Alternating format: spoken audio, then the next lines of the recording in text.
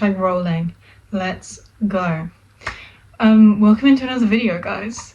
I hope you're enjoying the change of scenery for a sit-down video. But yeah, we're going to be talking today about how to maintain your mental health whilst being an academic baddie, because we all know that's the hardest struggle of them all, to be honest. So yeah, grab a drink, grab a snack. Let's get into it. So, number one I wrote down is stay organized. If you can manage your time well enough and make sure you're organized and you know everything that you have to do on any given day, then you have less to think about, like storing to-do lists and your calendar in your brain. Get yourself a Google Calendar. I swear by my Google Calendar. Trying to balance dance and YouTube and school was insane. The only thing that saved me was my Google Calendar, and I will stand by it till the day that I die. Not sponsored, because hello, but please. Yeah, I'm in love with my Google Calendar, and you know, if you could marry an app, I think I'd pick Google Calendar, which sounds really sad, but it's what it is. Anyway, but yeah, stay organized, because I feel like if you have all of the things that you're going to do in a week like stored in your brain, or like where you need to be at any given time stored in your mind, no, it doesn't have to be Google Calendar, just like write it down. Make sure you have written somewhere what you're doing through the week. It doesn't have to be exact, because we all know life is busy and crazy and you're probably not going to know exactly where you're going to be all week, but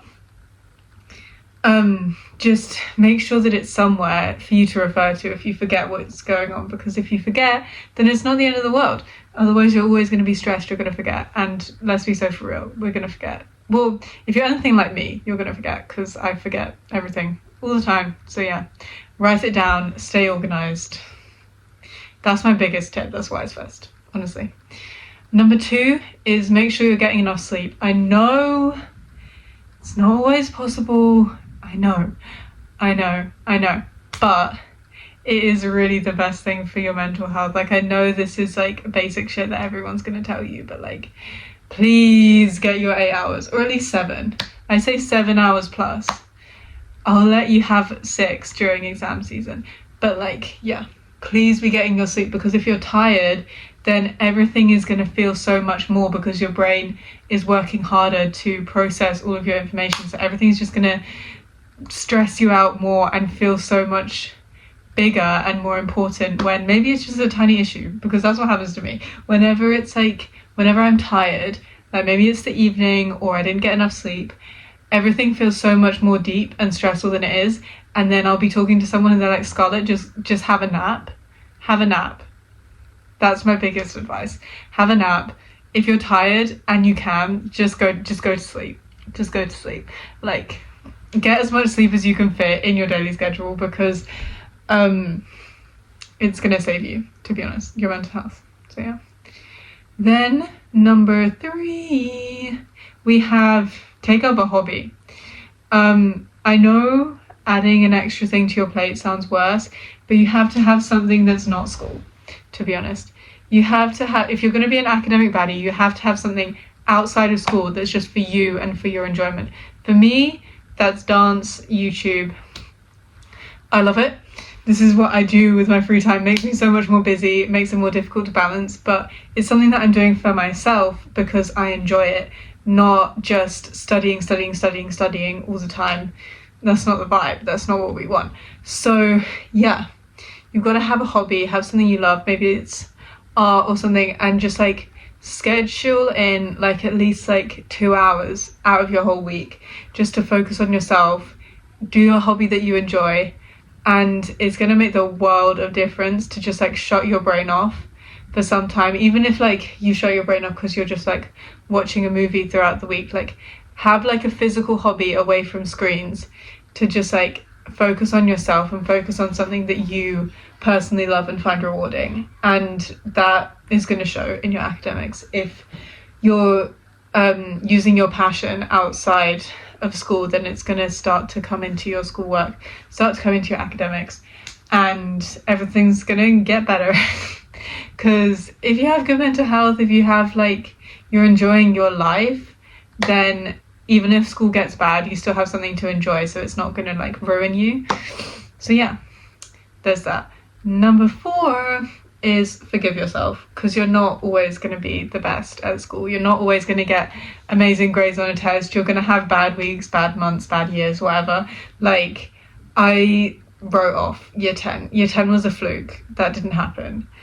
But because you can always make an academic comeback, and it's going to be the most satisfying thing ever if you make an academic comeback. So yeah, forgive yourself, because if you don't forgive yourself, you're hanging up on things that happened where you weren't the best person you could be, or you made a mistake or whatever. Then you're never gonna like be able to move forward. You need to like start thinking about the next thing that you can do. Like, yeah, okay, maybe I messed up, but like, what can I do better next time? Let's not dwell on the past, because that's not what we want. We want to be looking towards the future, or else that's not progress. That's not progress. And in order to be an academic baddie and maintain mental health, we need to be focused on progress and things that we can change, not things that you can't change. Things in the past can't be changed now. So forgive yourself, move on, tomorrow's another day. That goes for everything, to be honest, not just school. Otherwise, your mental health's going to go to shit. So yeah. Number 5 is take care of your physical health. Make sure you're eating well, sleeping well is part of this, but it's so important that I added another one. Eating well, like exercising, all that good shit. Make sure, like, if you have a chronic illness like me, you're on top of your medications, your treatments and everything. Make sure that you are taking care of your physical health, because if that starts to decline, then you feel like shit physically, and then you can't focus on mentally preparing yourself for that. If you feel like shit physically, you're ill, or you've just been eating badly and you don't have as much energy as you need, then it's going to take a toll on your mental health, because you don't feel as up to doing what you would usually be doing. So take care of your immune system, eat those brain foods, make sure you're getting enough fiber and iron. Oh my god, as someone who's recently been diagnosed with anemia, watch your iron levels, even if you're not anemic. Please, it will give you so much more energy. I've just started iron therapy with my GP. Changed my fucking life. Why am I now awake for like a normal amount of the day? So take iron supplements, even just like the ones from Superdrug. Even if you're not anemic, please, you'll have so much energy, your mental health will improve, like everything's gonna get better, your periods will be less painful, like it's just the best, it really is. So yeah, take care of your physical health. It's not just iron, all the vitamins, all the minerals, I don't know. Just make sure you're doing what makes your body feel good, because then if your body feels good, you're gonna feel good about yourself, which means that your mental health's gonna be better. Look good, feel good, do good. Period. Then the last one, number 6, is cut things that drain you out of your life. Don't be getting involved in random drama. Don't be trying to be friends with people and they like drain your social battery. Like, you don't have to start drama, just like don't talk to someone, or just like don't actively involve yourself in things that are going to drain you. Like, if you have to do something that drains you, like that's different, but like if you can cut it out of your life, do it. There's no point entertaining chaos, confusion, drama and madness. It's fun sometimes, but if you're trying to be an academic baddie and have good mental health, you can't be involving yourself in random shit that doesn't matter.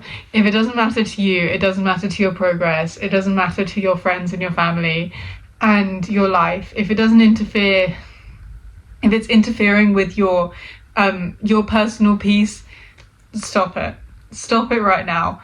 Just do something else. You don't have to be friends with someone else. Like, stop it.